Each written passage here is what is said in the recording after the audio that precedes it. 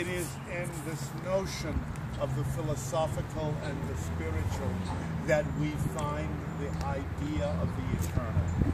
So if you imagine time like a line, like a long string, the beginning is so far in the past we don't know where it starts. And the other end is so far in the future we don't know where it ends.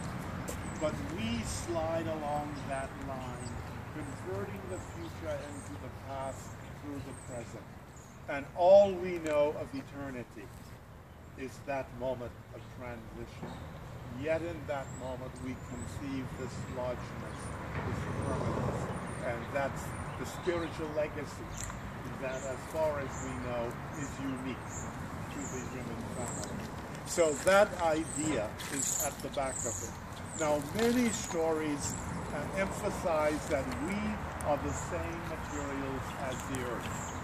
When I speak to school children, Susan will confirm this, I often say to them, if you look at your cereal box, you'll see iron. The same iron things are made out of. We are the materials that exist in the rest of the natural environment. So John wanted to capture that idea. In many religious and mythic stories, there's a lot made of the making of us from earth or clay, for example. So the piece is designed so that when you first come in, from down there, you see the head rising out of the slope of earth as if the earth were shoulders to the head, suggesting that the earth is the body, and the head symbolizes the ability to think. And because we can think, we can be creative, we can be held accountable and responsible. So those things are summarized there.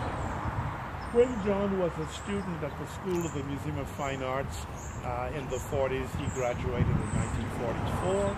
He was deeply impressed by the contemplating Buddhas. So there is a debt in this head to the colossal contemplating Buddhas. When John was in Mexico, of course he became familiar with the Olmec tradition, the enormous stone heads that are often African in their features, and a couple of books have been written arguing that they represent some contact between Africa and the Americas before the era of Columbus. So there is also a little bit of that story there. I told you that we wanted the piece to be universal. Now here is the element of that. The earliest of the modern human family of Homo sapiens appear along the border of Kenya and Ethiopia in East Africa. So the ancestors of all of us, no matter what group we belong to in our present manifestation, trace from that origin. So the type of the head is African, although the intent is it to be universal. For it to be universal, it also has to be both male and female. As you walk around the head, depending on just the angle from which you see it, it could be either. It still remains true that both are required for the continuity of the human species. So each of us has part male and female, so both things are there. Also, if you look at the eyes, you'll notice there's no indication of the pupils. We often say that the eyes are the window to the soul. Some people believe if you really look, you can tell if someone is being honest or deceitful for looking at the eyes. We place a lot on being able to read emotion through the eyes. By denying a pupil in the eye, the head takes on an enormous presence, but a presence which is emotionally non-specific. It becomes iconic. And that property of being emotionally non-specific gives it a certain abiding continuity. Because as you know, emotions come and go. No emotion sustains indefinitely. It's this thing that is beyond emotion, which is abiding. So it has thought to capture that. It weighs 3,500 pounds.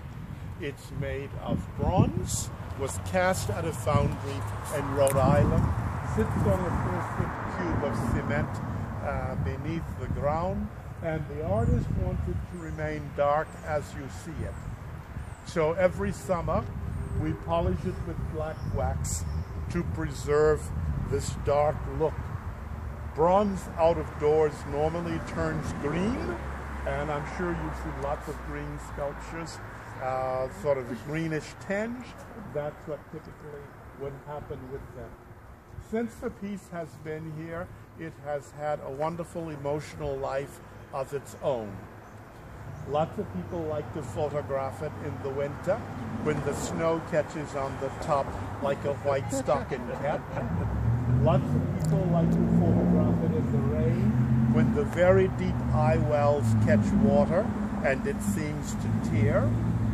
It has been the scene of one naming ceremony for a newborn boy child inspired by Alex Haley's Roots. You may remember the nocturnal scene where the newborn boy is raised to the moon and given his name. It has also stood in a number of weddings and wedding receptions for family who could not come. So we're very happy with the emotional life of the piece, and it is in fact the marker of our site. Now let's stroll up to the front and pause. So maybe one quick question. What's inside it? Is it inside it? It's hollow. It's hollow on the inside. And there's an eternal presence spiritual to it. Yes. By John Wilson.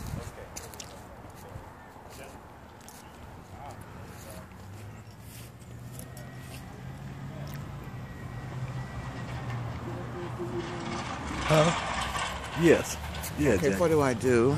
You just hold it like that, Jackie. And then every now and then you gotta keep hitting that. That's the camera there. Okay. How do I know? Matter of fact, let me turn this off real quick.